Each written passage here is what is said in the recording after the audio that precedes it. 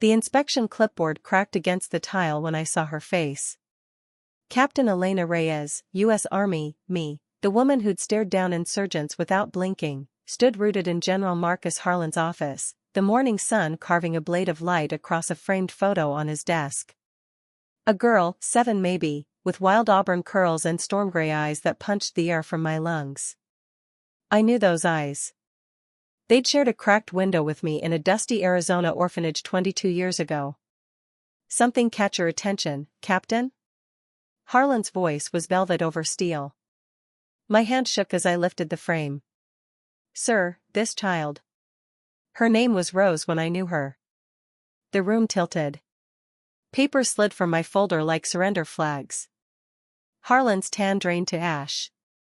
You're saying you knew my daughter, my kidnapped daughter? I nodded, throat raw. She vanished from our dorm one night. They told us she'd been adopted. I never believed them. He sank into his chair, metals clinking like broken bells. I hunted for 15 years. Every lead went cold. His gaze sharpened. If you're right, someone buried her alive. And I want their name. That was the match struck. What followed was a slow fuse through classified archives, terrified retirees, and a black-budget ghost program that traded children like chess pieces. The orphanage in Tucson smelled of bleach and broken crayons. Sister Maria, now stooped and silver, pressed a cracked manila folder into my hands. Rosemarie, transferred 2008. Signature says Federal Emergency Placement. But there was no emergency that year, Elena. Just 2 men in suits who wouldn't show badges. Inside, a Polaroid of Rose clutching a plastic stethoscope, eyes already too old. On the back, scrawled in red, Asset 19R relocate per HV7. HV. Harold Voss, then a rising star in defense logistics, now deputy secretary. Harlan's old academy rival. The man who'd once threatened to clip Marcus's wings over a botched contract audit. I drove back to Fort Bliss with the folder burning a hole in my lap. My phone buzzed. Harlan. Find anything? Enough to start a war, sir. Colonel Daniel Pierce, Ret, lived in a gated golf community outside El Paso. He answered the door in a faded ranger's hoodie, eyes darting like a man expecting ghosts. I didn't waste time. Asset 19R ring a bell? His Scotch glass slipped, shattering amber across tile. You're digging up graves, Captain. Rose Harlan is alive. Help me bury the right man. He laughed, bitter. Boss didn't ask. He ordered. Said the girl's father was a liability to national stability. My signature was the price of my pension. He slid a flash drive across the table. Houston Warehouse. Sublevel 3. Box 88K. One-time access code embedded. After that, I disappear. I took it. Disappearing's easy. Living with it isn't. Houston at 0300 smelled of diesel and river rot. The warehouse was a concrete mausoleum. My boots echoed as I swiped Pierce's card. Green light. The elevator groaned downward like it resented the trip. Box 88K was heavier than sin. Inside, medical logs, psych evals, a child's crayon drawing of a house with an American flag.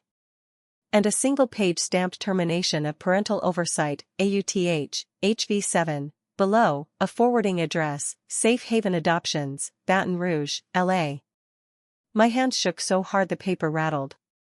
Footsteps behind me. I spun, pistol half-drawn.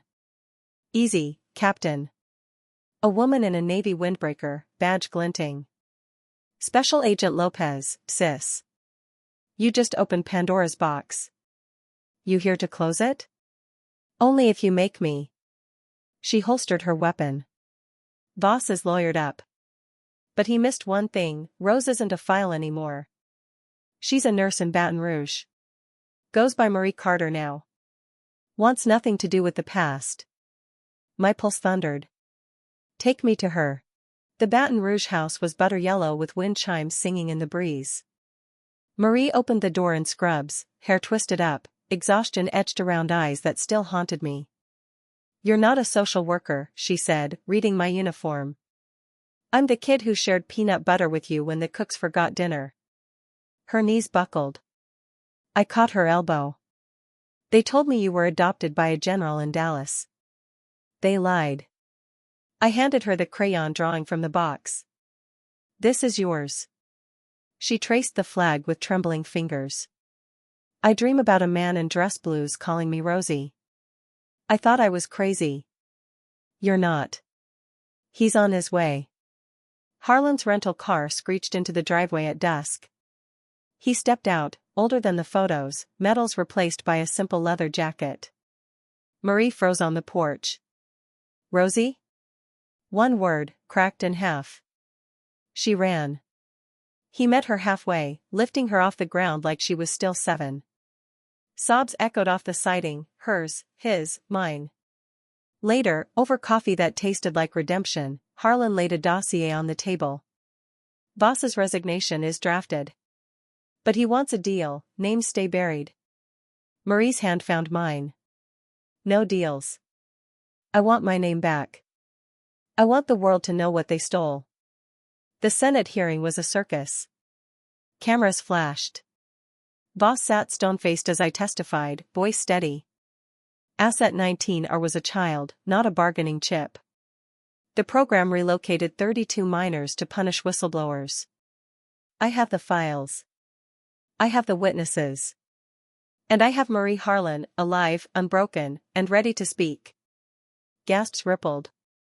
Harlan stood behind me, hand on my shoulder like a benediction. Boss's lawyer tried to object. The chair cut him off. "The witness will continue." I did. Every signature, every transfer, every lie, laid bare under fluorescent lights. Epilogue, 6 months later. The airfield in Tucson shimmered under monsoon clouds. A restored Cessna gleamed on the tarmac, tail painted with a single red rose. Marie, now legally Rose Marie Harlan, stood beside it in a flight suit, grinning. "First solo flight for Veterans Therapy Program," she announced. Named her second chance. Harlan handed me the keys. "You earned the dedication flight, Captain." I climbed in, heart full. As we taxied, Rose's voice crackled over the headset, "This one's for every kid who was told their story didn't matter." We lifted into a sky washed clean by rain. Below, the orphanage's old bell tower caught the sun, a promise kept, a circle closed. Justice doesn't always wear a uniform. Sometimes it wears scrubs, or a flight helmet, or the quiet courage of a woman who refused to let a little girl's name stay buried. The honor line isn't a rank. It's a choice. And we chose to fly.